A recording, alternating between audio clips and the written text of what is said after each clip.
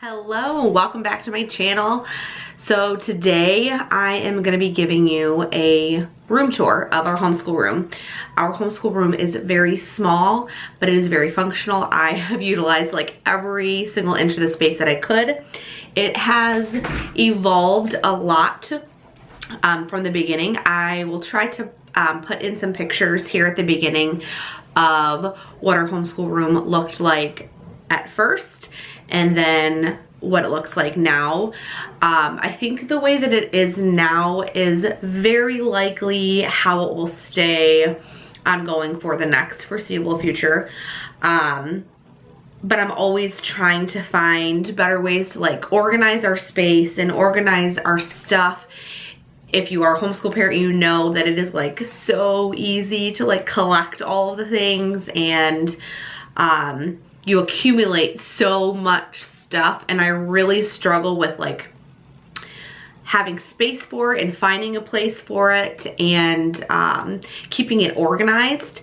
It's something I am ever evolving and constantly trying to be better at. Trying to keep things functional and useful, and just also create like a warm, welcoming learning space for us also. I never want our room to feel like a classroom. So like, we do call it our classroom actually, but homeschool room is more appropriate. It's just a really nice, inviting space. And you know, when I come into this room like in the evening or like in the weekends, like when I walk in here, just the smell of it just instantly makes me feel warm and fuzzy inside. And I really hope that my boys feel the same way. Like when they come in here, I want them to want to be in here, and I want it to be an inviting space for them. And you probably had noticed, but like all of my videos have been shot in here. This is just, it's just a really nice, warm, comforting room in our home. So that's that. So on to the tour.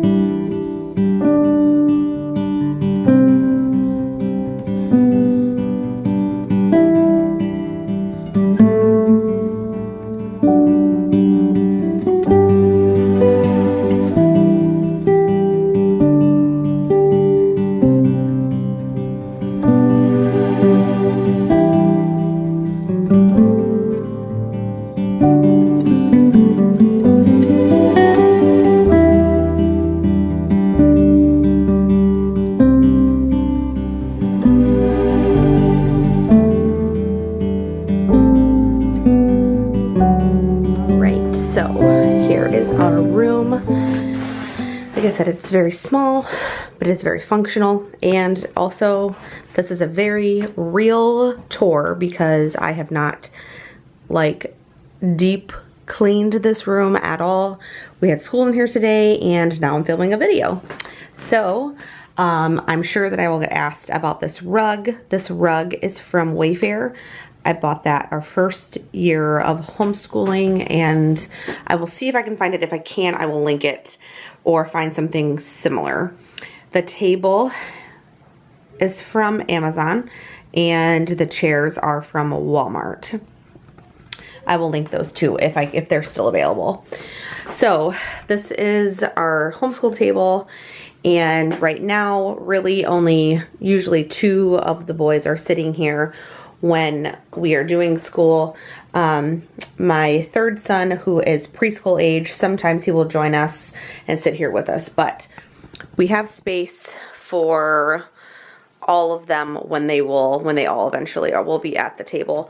We will just need one extra chair because there will be 5 of them. And at that point, we may not even live in this house still, so it's really hard to tell.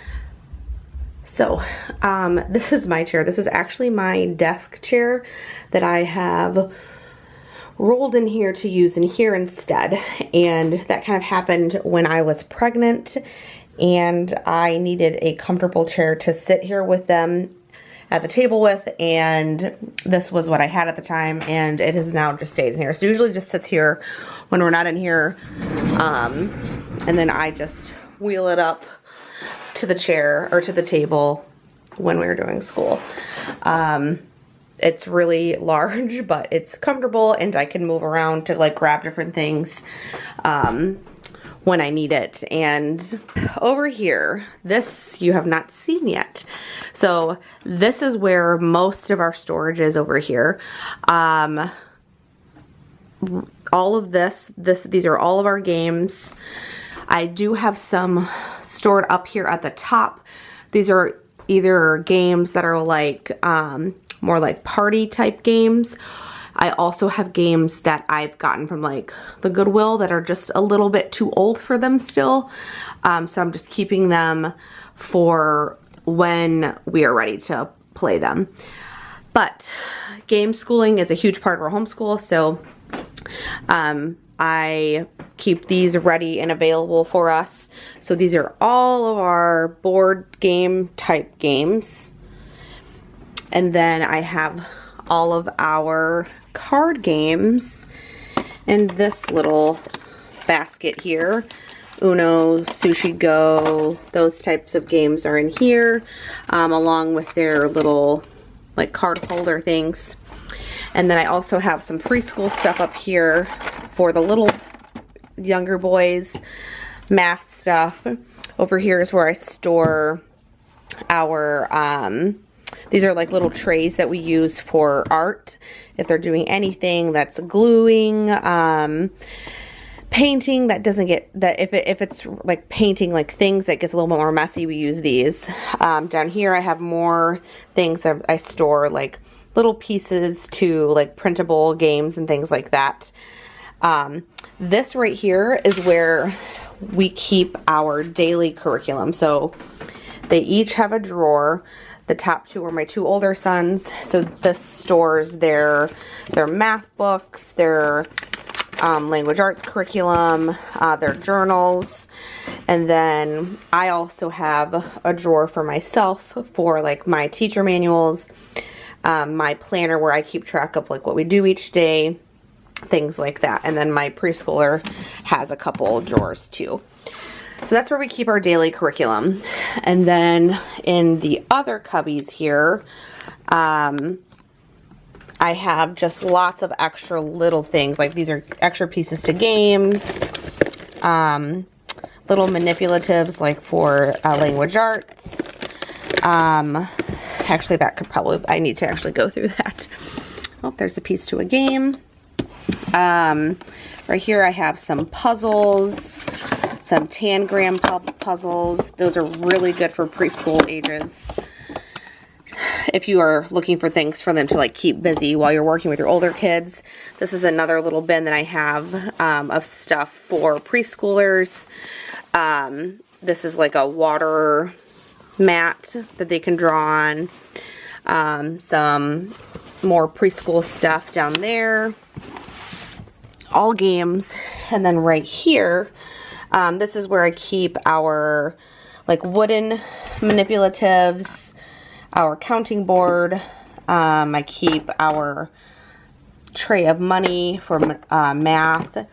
Other little puzzles like letter puzzles and things like that are in there. This whole box is just like stamps and ink. Again, that stuff is, all of this stuff is like either manipulatives for math or little puzzles and things for the little ones to do when I need them to stay busy. And then up top, we have paint because I just can't keep all of this paint out because we have lots of little people in this house still. This is daily like work and stuff that I just have to file away.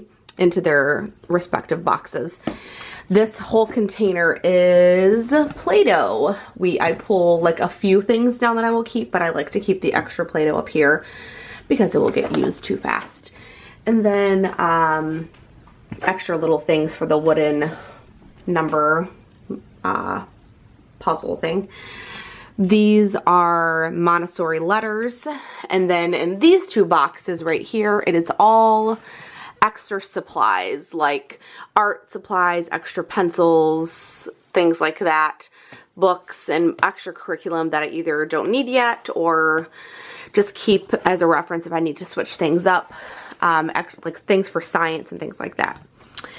And then over here, let's see, we have, this is our like sight word wall, where we keep track of their sight words that they are working on, they're learning, that they've mastered. And these are all from the Moffat girls. I will link her below. I linked her in my curriculum video, and these are also from her. And then right here we have, this is something that I did add this year, was this little shelf. Again, we just trying to keep things as functional as I can as we progress and move in this homeschool journey. So for my son's reading curriculum this year, he needed something like, we just needed a space for this. So we just put in a little container and set it here. We do keep the iPad in here because we use this one for school purposes. And here we have a whole basket of math manipulatives, math cubes, 10 mats, 10 frame mats, lots of little like games and things that I kept from the Good and the Beautiful math.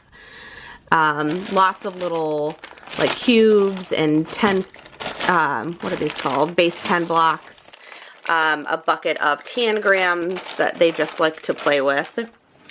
And then I also keep some puzzles down here for my toddler, for him to easily be able to grab and use. And this basket, I just added this basket actually because we got some of this stuff for Christmas and I just didn't have anywhere to store it. So I grabbed this basket from Target, and this is just like a light up board where they can draw on. This is like a tracing board. This one we haven't even opened yet. See, like this is what I mean. Like we get like an excess of stuff, but then I just don't have anywhere to put it. So this is where this stays for now because it hasn't even been open yet. And then a couple extra games that I just didn't have space for on the shelf. And I also have another basket of games that I will show you in a second. This is probably one of my favorite things that we added last year. I got this cart from Michael's. I believe it was about 30 bucks. And then all of these little white cups I got from IKEA. They were very inexpensive. I want to say they were like less than $1, maybe around $1 each for each cup. But I referenced Julie Bogart's book, The Brave Learner, in my last video. And this is one of the things that she recommended. If you have read that book, you know what I'm talking about. If you haven't, I will briefly give you a quick story about why it's so important, or it's just a really good thing to have an art cart out or something along that line. So she talks about in her book her friend Dottie, who had a table out in the middle of their living room with art supplies on it at all times. I am not somebody who, I just can't have a table sitting out in my living space with arts and crafts on it all the time. That's just not who I am as a person, and that's okay. So the reason that Julie kind of talks about how important it is to have this like art space readily available for your kids, obviously so that they can create and they feel comfortable with creating things at any time, and just having that stuff available for them, it is so important. And again, it kind of like feeds into having a warm, welcoming space where your kids can learn and grow and That's all a part of home education. So in lieu of having a table out in the middle of our living room like her good old friend Dottie, God bless that woman because she's a saint. So in lieu of having that, this is what I came up with instead. And it has been tremendous, amazing. Now, first, I'll just kind of quickly go through what's on here. I mean, I have basically any type of arts craft supply that the kids could need. We have some paint down here. Like I said, I keep most of it up there, but there is some down here. They honestly don't get into the paint unless they ask or if we're doing a specific project, but I have it there if it's ready, if they want it. Keep our watercolors down there too. And here I have like extra tissue paper that I didn't need. Paint, glue, paint brushes. This thing is on wheels, so it's great. And here I just have like some little buttons and like stuff that I got from like the Dollar Tree. Like just little things that they can create with when they feel the need or the urge to create something. All of that stuff in there. And then on top, kind of a hot mess right now. Again, this is a very real homeschool tour because I did not clean or organize anything before I'm showing you this. We have our pencils, scissors, other pencils, markers, crayons, colored pencils, big markers, more crayons, Sharpie pens. We have beads and extra colored pencils and string and literally all of the things. All the things that you could want or need to create or make anything with. We have it. So, I know that I will get asked, what do you do with your toddlers to keep them from getting on that? And the answer is, I don't. I think it's just like anything. Like if you teach them to not get into it, they won't. There's obviously a learning curve there. He definitely still gets into it. We have found that if we just keep the classroom door closed, he doesn't really come in here. He can open the door, so he could come in if he wanted to. If we keep it closed, he's not like, he doesn't spot it and say, hey, I want to go get that stuff. Now, if he is in here with us when we are doing school, which he is sometimes, he definitely gets into it sometimes, and it's just a learning curve, and eventually he will stop getting into it. Until that day comes, we will continue to train him to not get into it. But overall, he does pretty good, and I think it's just one of those things, like if you have it out all the time, they're not as drawn to like get into it.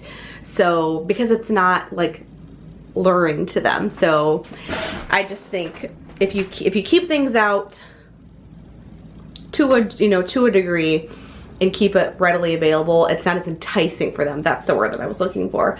So he's not as interested in being in it all the time. So that's what has worked for us.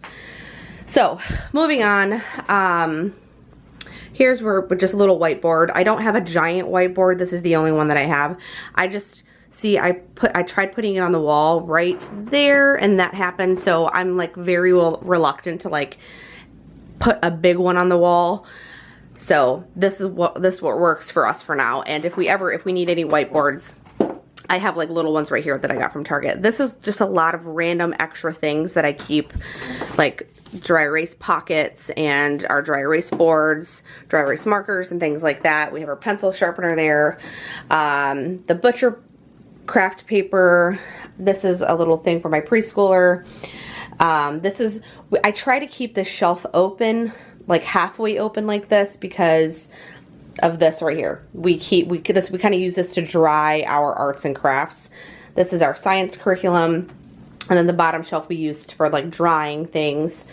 These are their like Lego creations from a class that they're taking. So I try to keep this somewhat empty for drawing arts and crafts and projects purposes. This is another thing that I just recently added, was another basket, because we got a lot of new games for Christmas, and so I just did not have any more space on that shelf. So this basket just holds a lot more extra games that wouldn't fit on that shelf. And then over here, is our little bookshelf. I try to rotate our books as much as possible. And I also don't keep a lot of books in our home because we utilize the library a lot. So I don't buy a lot of books. So this is enough for us.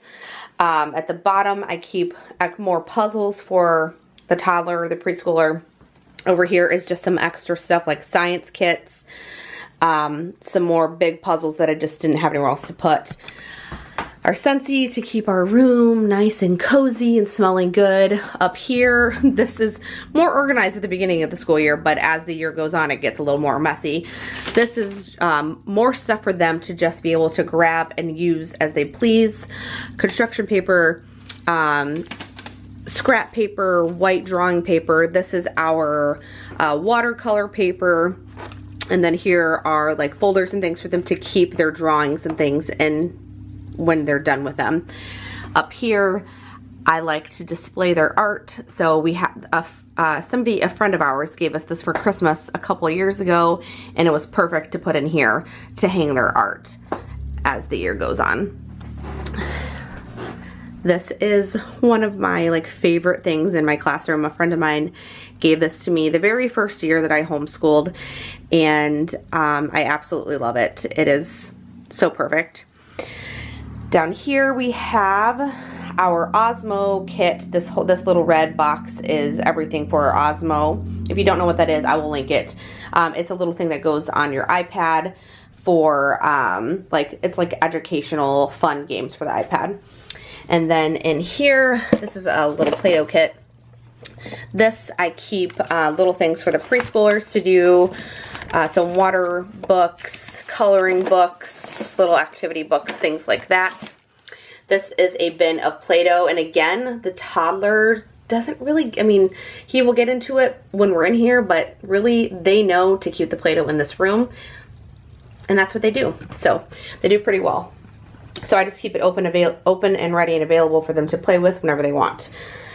This is just another little thing, a little easel for my preschoolers and toddlers to play with and use. We have a space heater in here in the winter because we live in Michigan and it is freezing cold outside and it's kind of chilly in this room. So we keep a space heater in here. Those little trays I keep in here, and we will use them time and again when we end up out in the living room or somewhere else doing school where they just want a little space to you know, have a flat surface to draw or write or whatever. These two little pieces of art, friends of ours gave the boys our first year, I believe, of homeschooling. They gave them to them as a gift, and it works because all of our kids' names start with a K or a C, so it's perfect. And they're made in crayon, so it's just so cute and a perfect addition to our little homeschool room. And then the final wall, this is just a little, you know, fun little thing that I have. I keep this up here even though I don't, like, it seems kind of juvenile sometimes, but then my kids still, like my older boys, I mean my oldest is only 7, so my 6 and 7-year-olds still sometimes need to reference the alphabet. Like if, right now my 2nd grader is learning how to write things in alphabetical order. So having this up here has actually been really helpful for him. So I'm glad that I kept it. And then the last wall, I almost forgot, is this wall back here.